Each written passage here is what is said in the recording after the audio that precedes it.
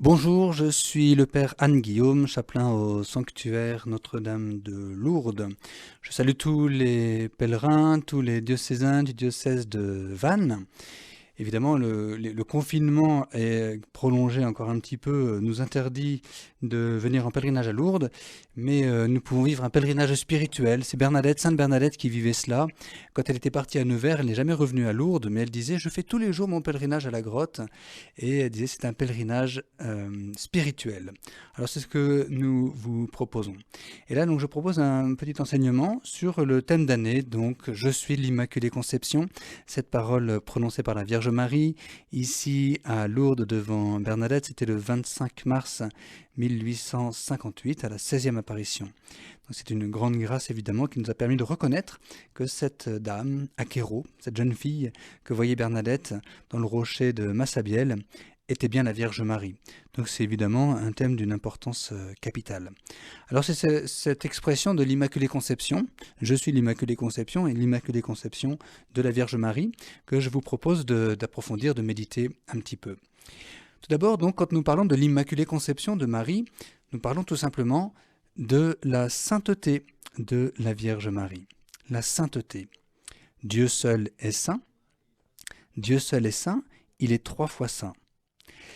Le Christ, le Christ, Dieu fait homme, va être source de cette sainteté de Dieu sur terre pour tous les hommes. Son humanité, on va dire, devient source de sainteté sur terre.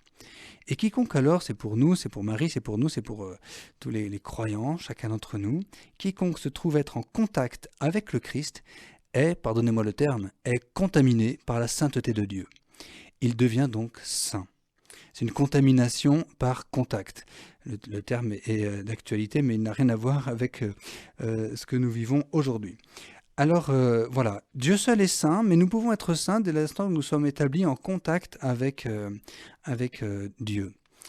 Et c'est le Christ évidemment, qui est Dieu sur terre, Dieu fait homme, Dieu posé sur terre en quelque sorte, Dieu rendu accessible, qui nous donne l'accès à la sainteté de Dieu. Alors déjà, qu'est-ce que la sainteté? Être saint. Être saint en lui-même, ça veut simplement dire être autre. Saint, on pourrait traduire par séparé. En latin, on dit sanctus, c'est le même racine que section, quelque chose qui est mis à part en quelque sorte, ou qui est sanctionné, donc bien tranché en quelque sorte. Évidemment, cela souligne simplement la totale différence entre Dieu et les hommes. Dieu, on va dire, il est comme ceci, Dieu est vivant en lui-même, il est source de vie. L'homme, en revanche, reçoit la vie de Dieu. Nous ne sommes pas vivants en nous-mêmes, nous recevons la vie de Dieu. Et hélas, même, nous le savons bien, nous la perdons. Dieu est le créateur, l'homme est une créature. Tout cela marque une différence radicale et une incompatibilité en quelque sorte entre Dieu et les hommes. Et pourtant, eh bien, Dieu qui se fait homme renoue le contact, rétablit le contact et va permettre aux hommes, donc c'est vraiment la mission du Christ. Il est le Christ pour cela, il est comblé de l'Esprit Saint, donc il est le Saint par excellence, pour nous redonner cette sainteté qui vient de Dieu et que nous allons pouvoir maintenant recevoir par le Christ. Parfois on traduit la sainteté pour nous par le fait d'être sans péché. En fait, il faut comprendre que être saint, c'est plus subtil que simplement être sans péché. Cela va bien au-delà. La sainteté que nous recevons de Dieu est une vraie transformation de notre nature humaine. On l'a bien compris, s'il y a une telle différence entre Dieu qui est saint et nous, il faut transformer notre nature humaine pour que nous puissions être saints, afin que nous ressemblions à Dieu qui est donc autre que nous, on l'a bien compris. Nous avons l'habitude, quand on parle de la sanctification, on comprend les choses comme cela, la sanctification, les orientaux, dans l'Église orthodoxe par exemple, utilisent un autre terme, ils utilisent le terme de divinisation, pour bien nous faire comprendre qu'il s'agit d'un changement de nature en quelque sorte, entre l'homme et Dieu, un échange de nature. On dit aussi au moment de Noël que Dieu se fait homme pour que l'homme soit fait Dieu. C'est ça, cette divinisation qui revient à la sanctification, parce qu'on reçoit cette sainteté de Dieu. Alors par rapport au péché, parce que nous savons bien que nous sommes pécheurs, mais nous pouvons être pécheurs tout en ayant reçu et en étant en contact avec le Christ, source de la sainteté de Dieu pour nous. Disons ceci, celui qui est saint est libéré de son péché grâce à ce contact qu'il a avec Dieu. Dire simplement les saints n'ont pas de péché, c'est trop rapide et presque faux. Les saints sont des pécheurs. Si nous lisons la vie des saints, nous voyons qu'ils sont les premiers à se confesser pécheurs et le plus gravement pécheurs. Ils sont pécheurs comme tout un chacun. Mais disons ceci, par la sainteté qui habite en nous, en nous, le péché dans le saint n'a pas de prise. Le saint est libéré de son péché. Les péchés sont pardonnés, c'est ça que ça signifie. Si on lit Saint Jean, dans la première lettre de Saint Jean, au chapitre 5, il commence comme ceci en disant « Quiconque croit que Jésus est le Christ est né de Dieu. » Et plus loin il écrit « Quiconque est né de Dieu ne pêche pas. » C'est cela cette grâce. Nous savons que malgré tout nous sommes pécheurs, mais dès l'instant que nous sommes nés de Dieu, dit Saint Jean, ça va être ça le contact qu'il nous faut établir avec le Christ pour naître de Dieu, eh bien, même si nous péchons, finalement ça n'a plus de valeur. Cela s'évanouit, Dieu nous pardonne nos péchés. Si on relit Saint Jean, il commence comme ceci en disant « Quiconque croit que Jésus est le Christ, celui-là est né de Dieu. » Je vous parle depuis le début de ce contact nécessaire avec le Christ pour recevoir la sainteté de Dieu. Le contact avec Dieu est le simple fait de croire, de reconnaître que Jésus est le Christ, le Sauveur, le Fils de Dieu, bref, qu'il est Dieu fait homme et qu'il s'avance vers nous comme une source de sainteté. Donc il ne s'agit évidemment pas d'un contact physique, concret, matériel, c'est d'un contact spirituel par la foi. Celui qui croit, il ouvre son cœur et Dieu investit son âme et vient en lui comme une source de sainteté. Alors après tout cela, je voudrais aborder la question de la Vierge Marie, évidemment. Pourquoi est-ce que Marie va se retrouver éminemment sainte, jusqu'à être conçue de manière immaculée? Qu'est-ce que cela signifie? Marie, on le comprend bien, est en contact avec Dieu d'une manière absolument unique et sublime. En tant qu'elle est mère de Dieu, elle est établie dans un contact avec le Christ de manière absolument unique. Elle l'a porté dans son sein, elle l'a mis au monde, elle l'a accompagné partout où il allait, elle était là encore quand il est mort, quand il est ressuscité, et quand il a envoyé son esprit de sainteté précisément sur l'Église à la Pentecôte, elle était encore là. Bref, elle n'a jamais quitté Jésus, elle est restée en contact toute sa vie durant avec le Christ en tant qu'il est source de sainteté. Ça, c'est le contact historique, physique, je dirais, entre Jésus et la Vierge Marie, qui déjà implique pour Marie une grande sainteté. Mais évidemment, je l'ai dit, le contact entre Jésus et Marie va bien au-delà, et au-delà du contact physique et historique, il y a un contact spirituel, c'est donc la foi, encore une fois, la foi de la Vierge Marie. Marie a une foi absolument sublime. Vous savez que les pères de l'Église, donc les premiers théologiens en quelque sorte, dans les premiers siècles, ont écrit ceci, ont compris ceci. Marie a conçu dans la foi avant de concevoir dans la chair. Au moment de l'Annonciation, par exemple, elle concevait dans la foi, elle croyait de toute la force de son âme la parole que l'ange Gabriel lui disait avant de concevoir dans sa chair le Fils de Dieu, Dieu qui se faisait homme en elle. Cette expression des pères de l'Église, elle est très belle. Marie a conçu dans la foi avant de concevoir dans la chair. Je réfère aussi à Saint Jean-Paul II, dans son encyclique sur la Vierge Marie, la mère du Rédempteur. Il contemple, lui, le pèlerinage de foi de la Vierge Marie. Vraiment, s'il y a quelque chose que l'on peut retenir de la Vierge Marie, c'est sa foi. Et une foi donc absolument sublime. Sublime, ça veut dire qu'elle dépasse le seuil, qu'elle dépasse toutes les limites. Et par rapport à notre foi, par exemple, qui est bien souvent faible, et on peut dire ceci, que notre foi, quand nous croyons, bien cela nous incorpore au corps du Christ, nous devenons membres du corps du Christ, nous devenons membres de l'Église, nous devenons membres de la communion des saints, etc. Nous recevons de la sainteté de Dieu, du Christ et tout. Notre foi nous incorpore au corps du Christ. La foi de Marie, elle conçoit le corps du Christ. Donc elle est dans une toute autre dynamique, une toute autre posture par rapport à nous. La foi de Marie fait qu'elle conçoit le corps du Christ. Ça nous montre la dimension sublime de la foi de Marie. La foi de Marie fait que sa sainteté est sublime aussi et qu'elle dépasse tous les seuils et toutes les limites. Elle a ce contact sublime et magnifique avec le Christ, source de sainteté, et ce contact qui est établi à partir du premier instant de l'incarnation, donc le 25 mars. C'est pourquoi c'est si important à Lourdes que ce soit le 25 mars que Marie ait prononcé cette parole. Le 25 mars, elle est établie en contact avec le Christ qui prend chair en elle, qui est la source de sainteté. Bien, ce contact rejaillit, rebondit, l'expression n'est pas très belle, rejaillit dans toute la personne de la Vierge Marie, jusqu'au tout commencement de sa propre existence, donc jusqu'à sa conception dans le sein de sa mère, Sainte Anne. Marie a été conçue d'une manière tout à fait humaine et normale, dans une relation avec Anne et Joachim, donc les parents de la Vierge Marie, mais du fait de la foi qu'elle aura et de ce contact unique qu'elle aura avec le Christ, il y a une sainteté, parce qu'elle est en contact avec la source de sainteté, il y a une sainteté qui rejaillit dans toute l'existence de la Vierge Marie, jusqu'au commencement de l'existence de la Vierge Marie, donc jusqu'à sa conception. Marie est donc sainte dans ce sens qu'elle est sanctifiée de manière parfaite et absolue depuis sa conception, et elle est donc conçue de manière immaculée. Marie est conçue immaculée. Nous parlons de la conception immaculée de Marie. Et vous voyez, quand on parle de la conception immaculée de la Vierge Marie, en fait, on ne parle que de sa sainteté, mais d'une sainteté tout à fait sublime, parce qu'elle est dans un contact absolument unique, inégalé et qui ne se renouvellera jamais, avec le Christ, donc, qui est la source de sainteté en tant qu'il est Dieu. Voilà, finalement, les choses sont simples. L'Immaculée Conception de la Vierge Marie, c'est sa sainteté, mais qui n'est que pour la Vierge Marie.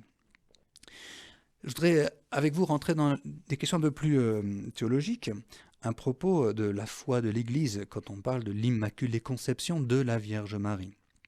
Je dirais, il y a 3 choses à bien comprendre quand on parle de cette sainteté sublime et de l'Immaculée Conception de la Vierge Marie. La première chose, c'est que Marie est sauvée. Chacun d'entre nous, nous sommes sauvés par le Christ. Marie est sauvée par le Christ. Dire que Marie est conçue immaculée, ça ne signifie pas qu'elle échappe à la rédemption, mais qu'au contraire, elle reçoit cette grâce de sa conception immaculée par la rédemption.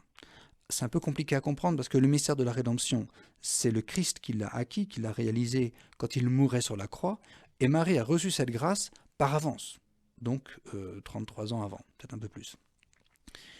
Alors ça c'est mystérieux, comment est-ce que la grâce du Christ produite, réalisée au moment où il meurt sur la croix, peut-il rejaillir par avance? Bien, nous comprenons bien que le Christ, il est mort en l'an 33, si on schématise, mais il est mort pour tous les hommes, même pour ceux qui étaient morts avant lui. Même pour ceux qui ont existé avant lui, qu'il n'a jamais connu humainement, il est mort pour tous les hommes. Donc il est capable de sanctifier l'humanité entière. Et pourquoi pas donc sa mère, juste 33 ans avant, ça a tout à fait du sens. Marie, conçue immaculée, reçoit cette grâce qui est une grâce de salut. Nous recevons nous-mêmes le salut, ça prend cette forme de la sainteté en nous. Marie a reçu le salut et en elle, ça a pris cette forme de sa conception immaculée, tellement elle était proche du Christ. C'est la première chose à bien comprendre. Marie est sauvée comme chacun d'entre nous, mais de manière sublime, au-delà de toute limite. Deuxième chose à bien comprendre, c'est que Marie est donc, par sa conception immaculée, a été préservée du péché originel. Alors, on parle des choses toujours un peu douloureuses et délicates à propos du péché originel. Nous sommes pardonnés de tous nos péchés par le salut que nous recevons, Dieu nous pardonne nos péchés. La grâce du baptême, et qui est renouvelée sans cesse par la vie chrétienne, la grâce du baptême nous libère un peu des condamnations du péché originel. Mais il en reste toujours quelques-unes. La preuve, c'est que nous sommes toujours pécheurs et nous devrons mourir un jour. Par sa conception immaculée, par cette sainteté sublime, Marie est préservée, pas seulement délivrée des conséquences du péché originel, elle est préservée du péché originel et de toutes ses conséquences, ce qui fait que Marie, au-delà, dans toute son existence, n'a jamais commis aucun péché. Elle est restée dans une sainteté parfaite, et elle n'a jamais connu non plus toutes les affres et les conséquences du péché originel, et en particulier la mort. C'est pourquoi immédiatement, quand on a compris que Marie est conçue immaculée, conçue sans péché, eh bien, il y a, de manière corrélative, nous pouvons comprendre qu'elle est aussitôt, qu'elle n'a pas connu la corruption du corps que représente la mort, et donc elle est montée corps et âme dans la résurrection déjà. C'est le mystère de l'Assomption de la Vierge Marie. Donc c'est la deuxième chose, Marie est préservée du péché originel. Elle est sauvée, elle est préservée du péché originel.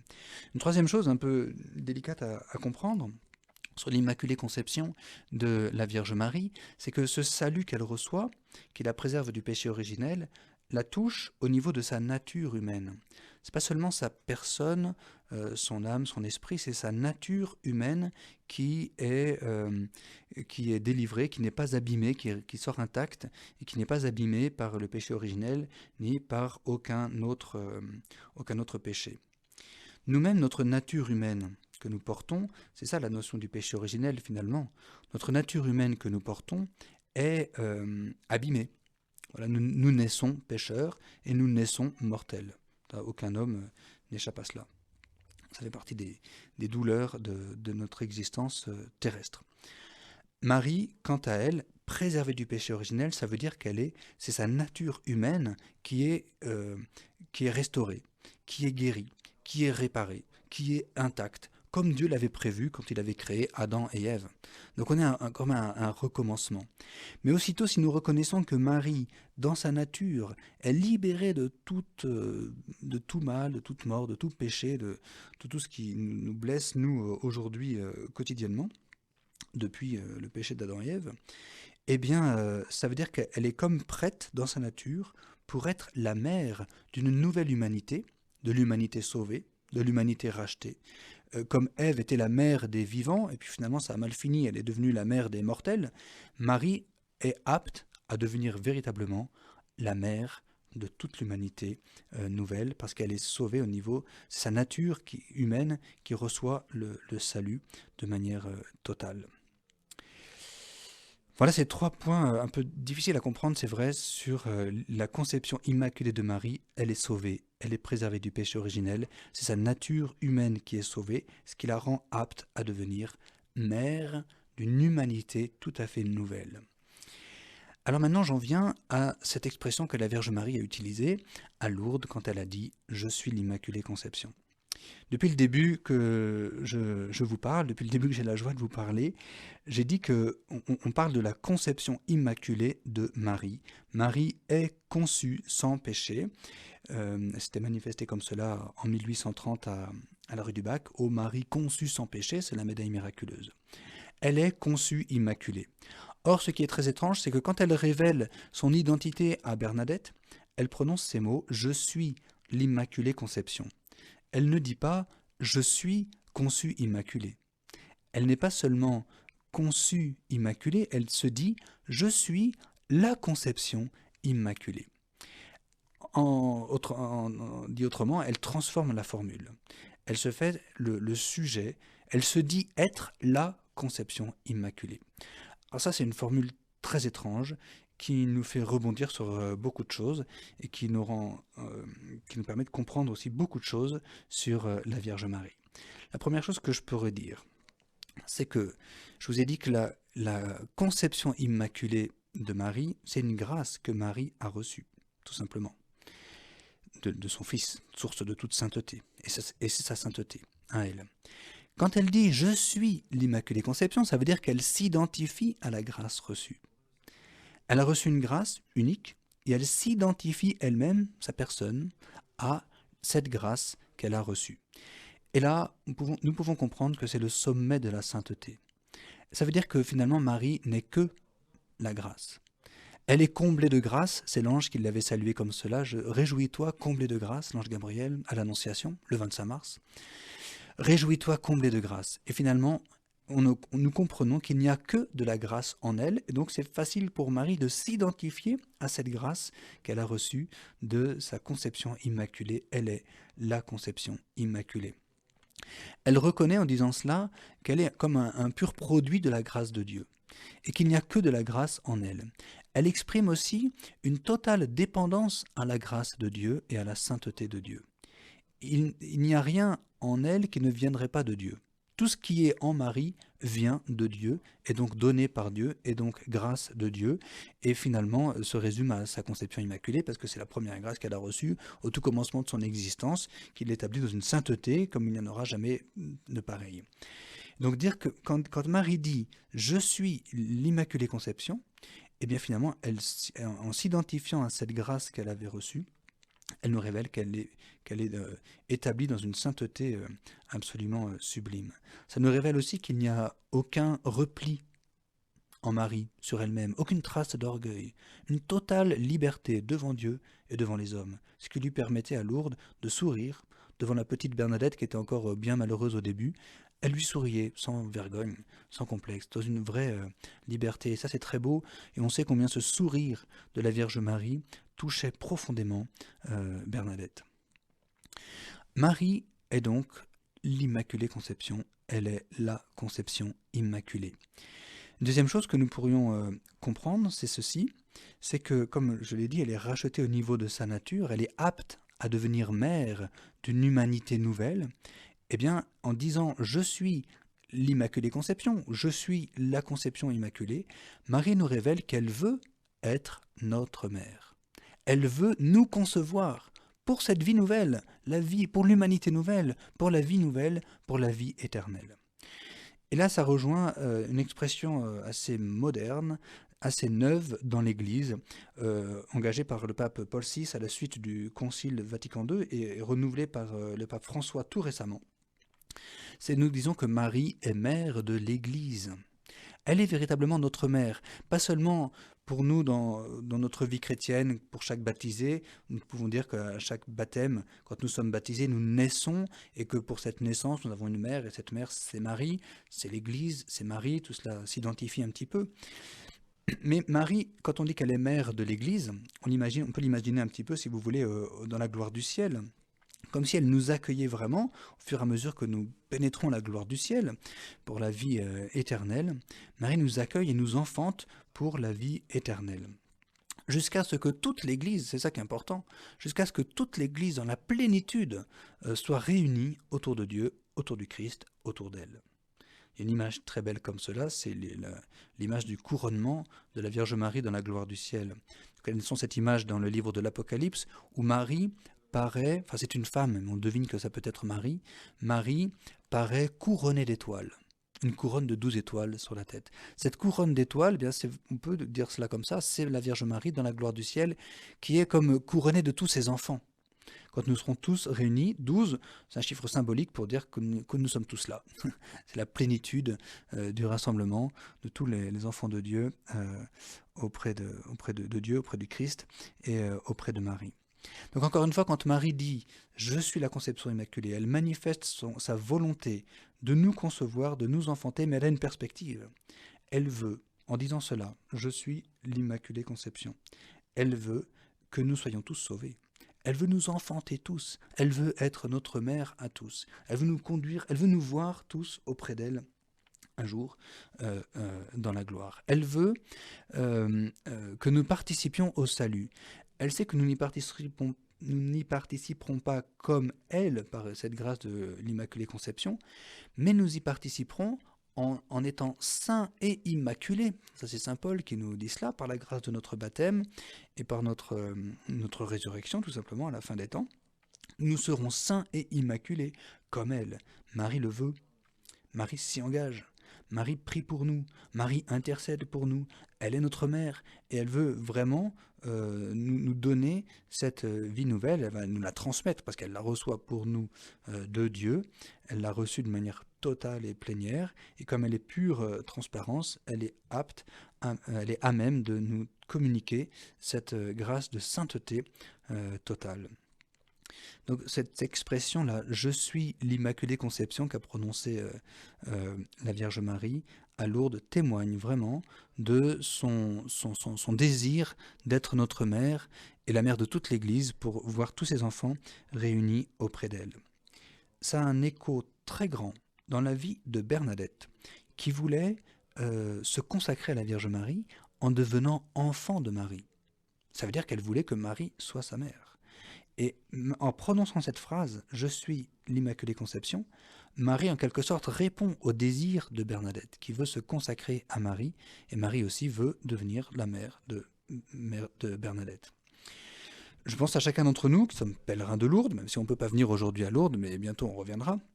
Nous voulons aussi que Marie soit notre mère. Nous voulons devenir aussi, comme Bernadette, enfants de Marie. Donc ça a beaucoup de sens de s'approcher de la grotte de Lourdes, de s'approcher de la Vierge Marie, Immaculée Conception, et de choisir Marie pour mère dans cette perspective. Alors voilà, chers amis, chers pèlerins de Lourdes, ce que je voulais vous partager sur la Vierge Marie, son Immaculée Conception. Alors d'abord sur sa conception immaculée et surtout sur le fait qu'elle a dit « Je suis l'Immaculée Conception ». C'était le 25 mars 1858 à la grotte de Massabielle devant la petite Bernadette qui recevait ce message pour l'humanité. Bernadette nous a transmis ce message comme elle l'a reçu.